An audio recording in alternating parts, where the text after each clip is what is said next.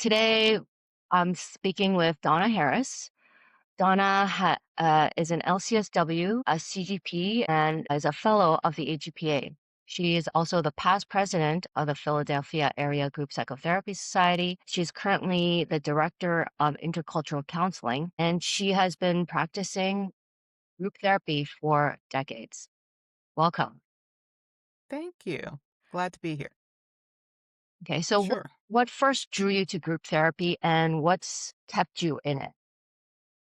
Well, I think like most people, I wasn't necessarily drawn to group therapy, but rather it was part of a job. So when I started my career, I started working at Daytop Village, which was a center for addictions, and their modality was group. So that was my job. I coincidingly happened to have taken a couple of courses in group work, which was very fortuitous when I was studying for my degree in psychology. I hadn't planned on it. I didn't seek out a job specifically to do group work.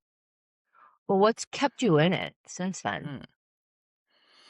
Well, I've had periods where I didn't, or at least I didn't think I was running groups. I think my colleague Tom Herster has pointed out otherwise, my fellow board member, but I did groups, I think, for maybe the first decade of my career in different settings. And I always enjoyed doing groups. I always enjoyed seeing people benefit from having shared experiences, so that universality piece where people go, "Oh, you've been there too," or "You get me," which is certainly very popular in the addictions field, but also very beneficial. I worked with people with histories of trauma also, and that was just it's just golden to have people realize that there are other people in the world who have had similar experiences to them.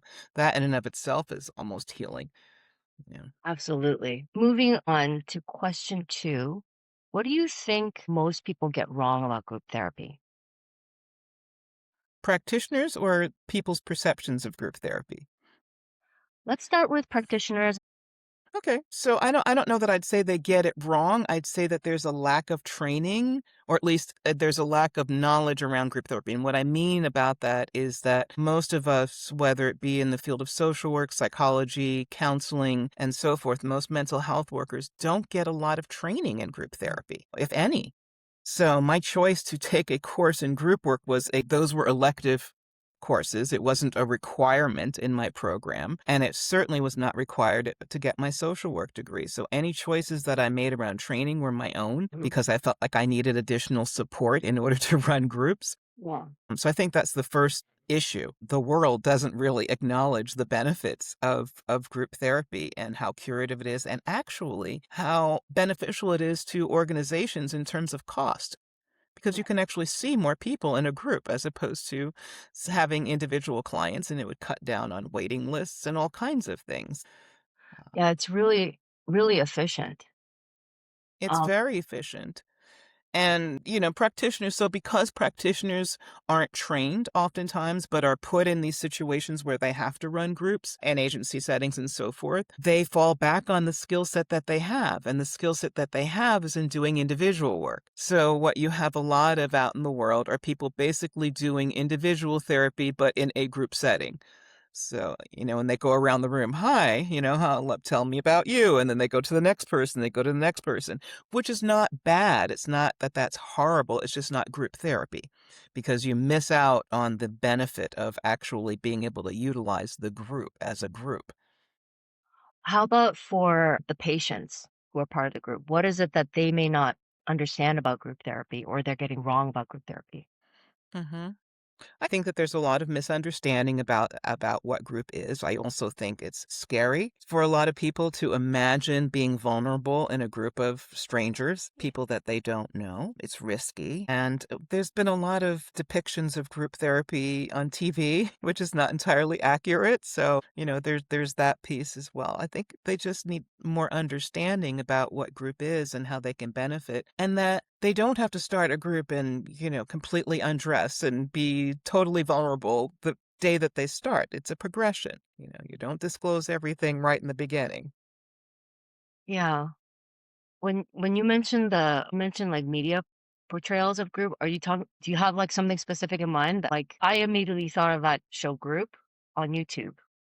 That was the first time I No, actually, I'm old, so I immediately thought of the Bob Newhart show, which anyone my age would that would ring a bell. I'm of course familiar with the series group and the subsequent film that came out as well. And even that has some issues. People have to realize that's fictionalized and that is there's some, blurred boundaries that I would hope would not exist in terms of actual practice. So, uh, like, let's say you're trying to persuade someone. mhm. You have a patient, you think a group therapy might be really beneficial to them. What's something that happens in a group that can't happen in individual therapy? Oh, that's a great question. In fact, that's my favorite part of group. So, the reason I really enjoy being in a group, either as a participant or a leader, is because, we can spend a lot of time. We can spend years. I mean, I'm trained in psychoanalysis, so I have, had lots of long-term patients, 10 years, whatever. And I know a lot about their lives. But what happens in a group is that whatever they've been talking about in terms of family dynamics or sibling dynamics or interpersonal dynamics is going to happen live and in person in the group sooner or later. Mm. So you're gonna be able to catch it right in the moment, and being able to do that and to do work around it live is very different than having someone report a story to you where you're only getting one side of the story, first of all. You're only getting the patient's perspective. You have no idea what the other person was thinking or doing. But in a group, you've got multiple people in the room, and you can use those people. So it's not up to me to interpret, or to explain to the client what they're doing or what's going on, because I have a whole room of people who are interacting with them. And so I can ask them. We can kind of become co-consultants or whatever with the person who's struggling with some issue, or something will come out, or a microaggression might happen. I mean, all kinds of things might happen in a group, which on the one hand is extremely exciting for me as a group worker. On the other hand, it's also extremely daunting, both as a participant and a group worker. I'm going to pivot a little bit and Sure. look at the PAGPS itself. Okay. What role does PAGPS play in your professional life? And why does a society like this matter in the field? Hmm. Well, PAGPS, first of all, is a local society, so it's in my backyard, and it's always nice to have things that are meaningful to you as a professional. I mean, for me, group work is very meaningful to me, and I need both support and education and collegiality around that. Professional contacts. So it's nice that that exists in this area because we cover New York, New Jersey. I mean, not New York, but New Jersey, Philadelphia, Delaware.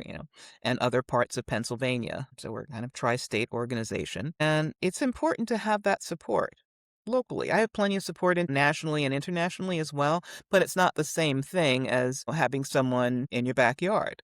It's also really useful for contacts and networking and things like that, getting work, right? Um, Having opportunities to present. I love that, our members have opportunities to present in our society if they want to on different topics.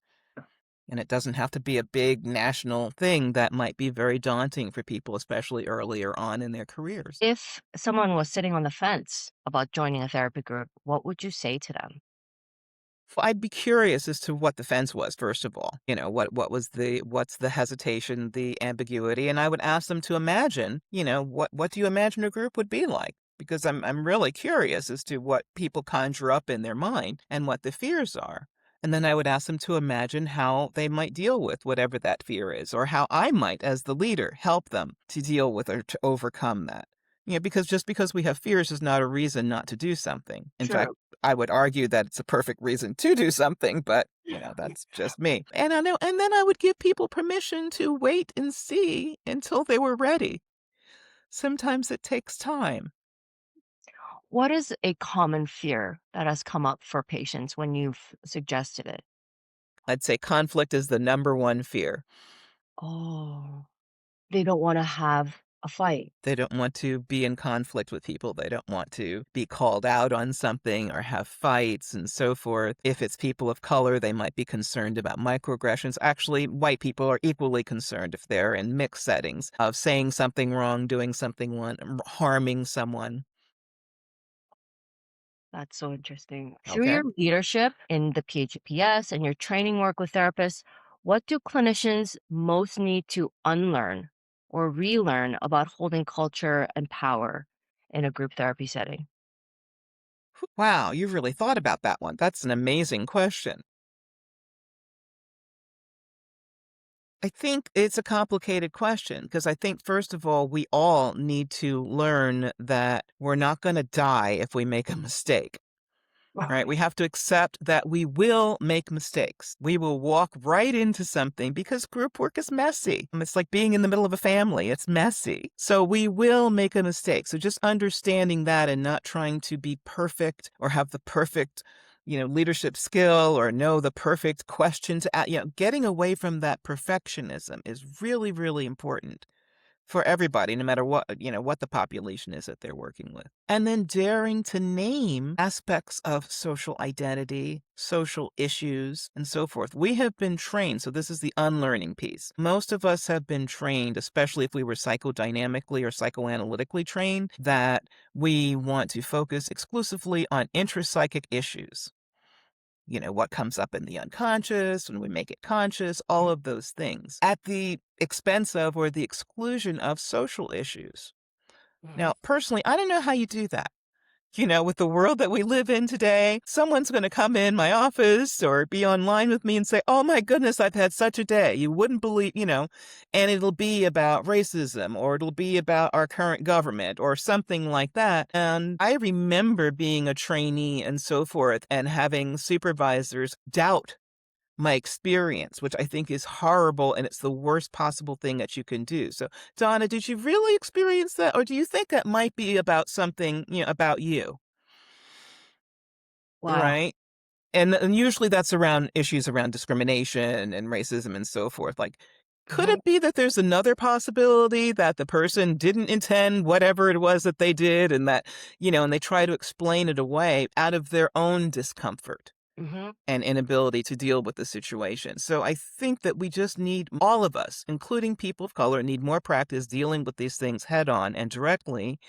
And even if it sounds like the person's experience might not be completely accurate, still listening to it, processing it patiently, being curious about their experience and so forth. Then if you want to explore whether or not there were other sides or things, sure, fine, go ahead. But, don't start there. Do you think that this kind of awareness of the social impact on a person's psychological health comes from your training as a social worker? Uh, Even though you have this psychoanalytic training as well.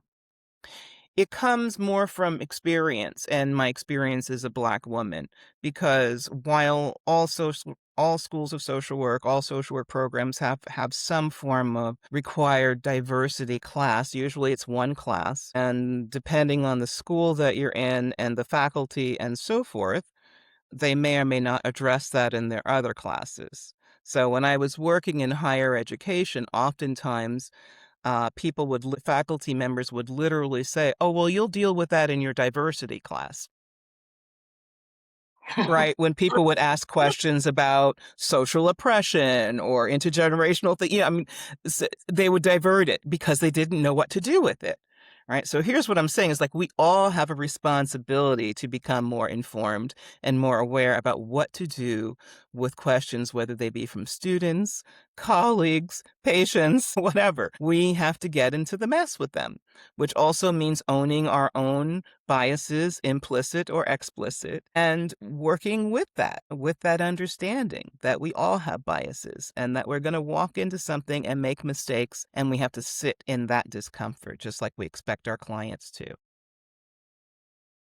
There seems to be a shift in language from cultural competence to cultural humility when it Oh, yeah. comes to these diversity issues, and I find it's a kind of a false dichotomy that they've set up, and it's almost like people are trying to excuse themselves out of having to go out and actually learn about different ethnicities and different racial experiences. Oh, If you just walk in humble, that's good enough. If you make mistakes, you'll just apologize. Whereas I feel oh, like if there's an opportunity, if you have a chance to Google something, pick up a book and learn about your patient's ethnic background or cultural background, then you should do that. Bring some of that competence into the room while holding humility. Have you noticed this? Well, it depends on how you interpret these things. So going back in time a little bit, because I've been doing this for a while, when I first was in social work school, the way they taught issues of cultural diversity was what I call the tour bus, the tour bus method, which is this is what you do with Chinese people. This is what you do with African Americans, and this is what you do with Hispanics. All right. So this is how we were taught. We would literally read a book on this, or we'd pick a book on, that ethnicity. It was awful. So it comes from understanding that you cannot possibly learn everything about all ethnicities. That's ridiculous because that's the way cultural competency was practiced. And Mm, the problem with this idea of competency is it suggests an end game. Somehow you're going to learn enough and know enough that you are a competent practitioner. yeah. Right. And so moving away from that, the field has shifted to an understanding that, first of all, this is an ongoing process. It is not a one and done. You can't check off the box and say, okay, I've now learned about this population. I'm good. That's not. Yeah. The idea of cultural humility was to be a little bit more humble and not to be so arrogant to think that you know everything about a culture, even if you're a part of that culture yourself, by the way. Maybe especially. I prefer the term cultural responsiveness Mm. for a number of reasons, because that requires ongoing work to be culturally responsive. I am not culturally responsive 24/7, and I've done a lot of work around this. Um, but I'm not culturally, I make mistakes. Sometimes I misgender people. I mean, I make all kinds of mistakes. I might, have someone who feels invisible in my presence, and they may attribute that to being Asian, right? Or something, and they may be right. Right. So here's the thing, I don't get a pass because I'm a person of color. I have to do this work too. And unfortunately, there's not as much written for people of color in terms of the work that they have to do around internalized racism and all of that, which is another issue entirely. But, we all swim in the sea of white supremacy, so why wouldn't we have work to do? That's so true. Work through intercultural counseling centers intercultural and identity conscious therapy. In a Hmm. group setting, how do race, culture, and identity actually show up in the room? Not as concepts, but as like lived experience between people. Hmm. Well, the interesting thing is they're going to show up in the room anyway, even in a so-called homogeneous group. Somehow or another, it's going to show up, let alone if there is a person of a different ethnicity in the room, then it's definitely going to show up. But I think, it shows up, first of all, because the first group experience that we all have is in our families. Mm. Right? That is really our first group experience. So whatever you've learned from your family is going to influence who you are, how you interact with the world, and so forth. So my question, even if it's a more homogeneous group, as I said, is, well, what did you learn from your family? Is that cultural, the broader culture, or is this your family culture? Like, how does that play into your beliefs about relationships or jobs or whatever? In terms of my groups, they are very intentionally intercultural, meaning because of who I am and the trainings that I do in the world and things like that, people kind of know that this is my jam, so to speak. I really love working with culture, so they seek me out for that. And their understanding coming into my group is that it's going to be an opportunity to explore cultural differences in depth, whereas they may not have that opportunity in other types of groups.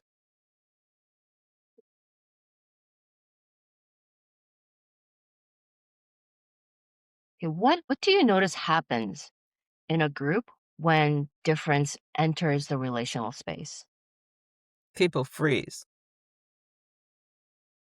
It depends on the group. So if it's a very mixed group, you're going to have a mixed kind of reaction. If it is a predominantly white group and you have a couple of people of color in the room, when the topic comes up, well, I'll give an example from this weekend. I was literally just at a training.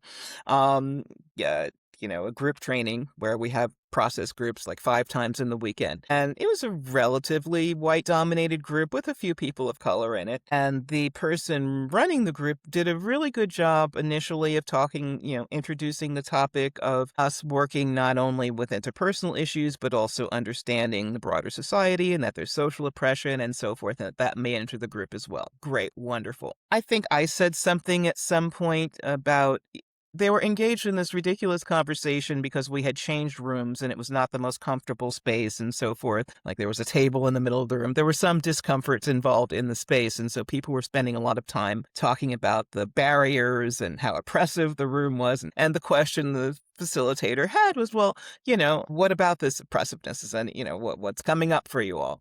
And so I opened my mouth as a participant and said something like, well, as a Black woman who's experienced various and sundry different types of oppression, this is pretty minor, like I don't really care. So what ensued after that was a very intellectual conversation about how race enters into the dynamic or culture enters into the dynamic. And they were doing a great job intellectually, but it was all intellectual. Like no one was volunteering the impact on them personally or any fears they might have or anything like that. So that's how it often enters the room. Even in oh God, I hate the word woke now, but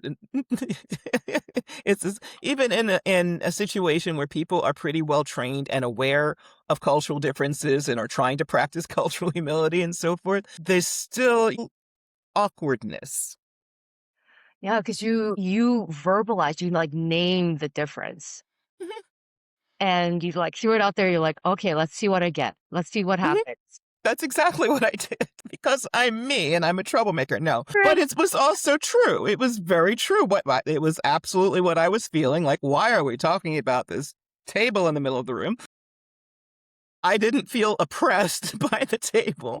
I acknowledged that other people might, but for me, it was pretty minor. Like, could we please move on to something else?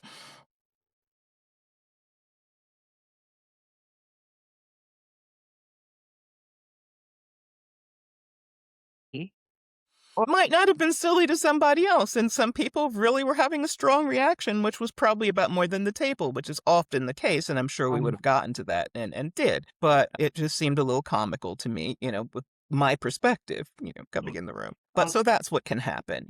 People can get very intellectual, or they avoid it completely, or they don't come back to it, and the person with the marginalized identity is dropped, or they overcompensate. Right. And I'm talking about spaces, but predominantly white spaces with a few people of color, simply because those are the spaces I find more often in trainings and things like that. So sometimes they'll overcompensate, especially if a person considers himself to be very liberal and open and so forth. They will go to the opposite extreme and like, well, let's hear from the person of color. Well, we're not paying it, and they will overdo it just a little bit. Or tippy toe around the subject because they don't want to cause harm. And so a lot of people are very cognizant of the possibility of harm. And the unfortunate result of that is that people are overly cautious. Mm. So to wrap up, I asked Brian just to share something about himself, yourself in this case, something fun and interesting about you that none or most of the board members know about you. Well, something they might know about me, but probably haven't seen in action is that, first of all, music is very important to me, and it's part of my work-life balance.